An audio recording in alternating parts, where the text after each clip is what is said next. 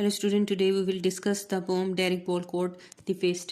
जैसा कि biography of poet की हमने पीछे भी डिस्कस की थी कि he is the Saint Lucian poet and he was a Nobel prize winner and he wrote this poem, an important issue, the love, which is integral part of the human life and represent the human psyche when the two people um, fall in love with each other, and they confess the love for each other and develop the relationship and represent what kind of relationship develop after this confession, and we will discuss later on. जो significance of title के हवाले से देखें तो significance of title, the fist represent the something which is the clench of heart, that is something represent the hate, anger, anger को रिप्रेजेंट कर सकता है, फाइट को रिप्रेजेंट करता है.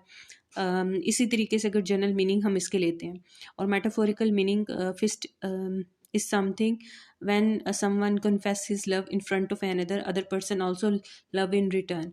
With the passage of time, the love became not a love, it will become a blind emotion, and it will convert into the obsession, or it will create the complication and psychological problems. So उस हवाले से fist is something which will try to control the life of the other person. इसी तरह अगर इसके themes के हवाले से अगर देखें तो love and its complication, how in the start love looking very beautiful, charming and alluring to the person, but when they are in the relationship, when the one person जब वो अपने अपने लव को दूसरे बंदे की लव से express कर रहा होता है तो बेसिकली वो एक तरह से become the prisoner of that love. जैसे कि कहती है ना बानो कुसिया कि लव नाम क्या है, एक अपनी मर्ज़ी से पिंजरे के अंदर कैद होना. बिल्कुल इसी तरीके से जब दो लवर आपस में एक दूसरे से लव का इजहार करते हैं और मोहब्बत में मुब्तला होते हैं तो then they will try to control the life of the other person. It's mean you are giving right to the other person, liking, disliking each and everything, and then your life is not like a free, it's just like a prison. इसी तरीके से वो कहता है कि if the love is in the limited way it is okay, but when it will cross the limits it will become over obsession. एक जो it will convert into the in anxiety में कन्वर्ट हो जाता है, एक बीमारी, एक disease में कन्वर्ट हो जाता है, जो कि मनाइकल में कन्वर्ट हो जाती है. एक ऐसा एक ईवल की शक्ल इख्तियार कर लेती है जिससे दूसरे इंसान को उकताहट का, जिससे इंसान शिकार हो जाता है. और ये ऐसा लव कहने को तो वो अदर पर्सन वाज सेइंग के ही और she in love with other person, लेकिन हकीकत में है they are just kind of ambiguous love. एक ऐसा फेक लव होता है जिसमें वो प्रिटेंड कर रहे होते हैं और they are not allow the other person, they are not allowing the other person to spend their life according to their will and wishes. इसी तरह ये एंग्जाइटी और डिप्रेशन इंक्रीज करता रहता है.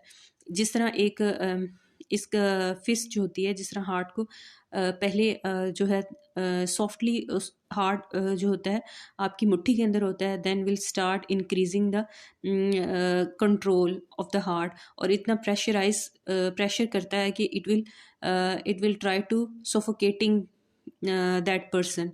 बिल्कुल इसी तरीके से जो इमोशन और फीलिंग जो है एक जो एक नॉर्मल इंसान की जो लॉजिक है, रीजनिंग ऑफ माइंड है, उसको जो ख़त्म कर देती है.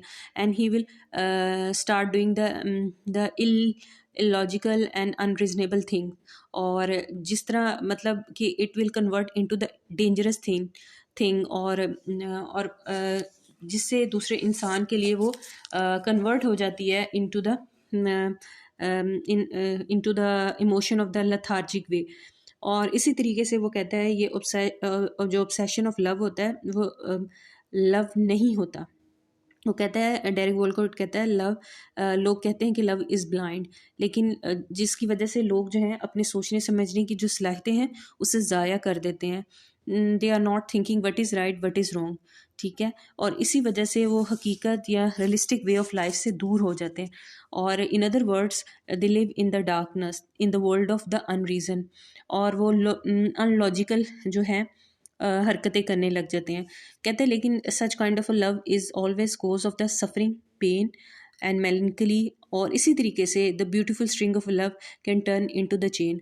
कहता है कि लव जब तक स्वीट होता है, ठीक है, और इट्स लुकिंग गुड और फीलिंग गुड आपको आ रही होती है, और अब उसके जो बिटर जो एलिमेंट्स होते हैं उसे जो सेट असाइड कर देते हैं।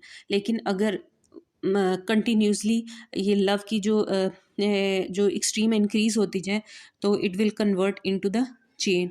जो दोनों लवर्स हैं उन्हें कन्वर्ट कर देते, एक ऐसे रिलेशनशिप में कन्वर्ट कर देता है जो कि चेन के जिस तरह एक कहते हैं ना कन्वर्ट, जिसमें बाउंड कर देते हैं दोनों को।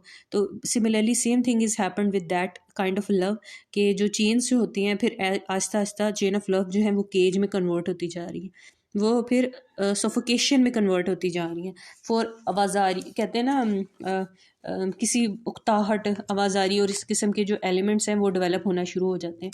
तो सिमिलरली वो इसी तरह कहता है, बेसिकली यही वो मैसेज देना चाह रहा होता है कि जो लव होता है, इस किस्म का लव जो होता है ब्लाइंड होता है, केज की सूरत अख्तियार कर लेता है, चेंज होता है, केज में कन्वर्ट होते हैं, इलॉजिकल होता है, पेनफुल होता है, अनरीजनेबल होता है, एंड फेस्टरिंग ईवल की शक्ल इख्तियार कर लेता है, और मैनिकल की एक काइंड ऐसे वॉयलेंट बिहेवियर में कन्वर्ट हो जाता है जो कि अनबेरेबल होता है।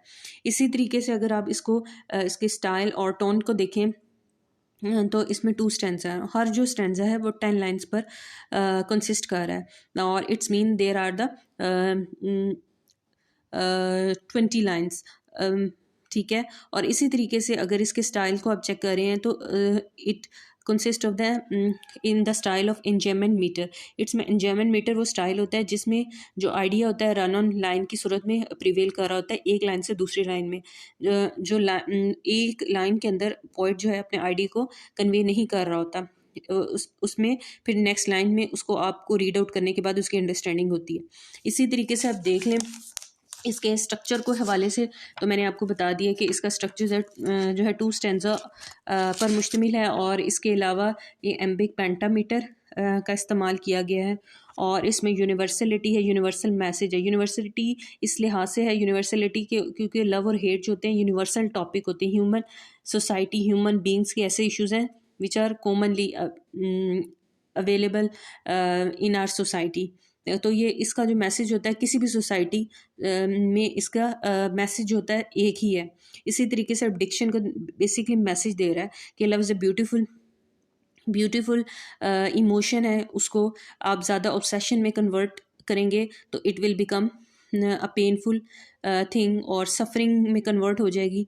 बिल्कुल इसी तरह जैसे कि जो कहते हैं ना चार्ल्स लेम कहता है कि it is better to love unknown.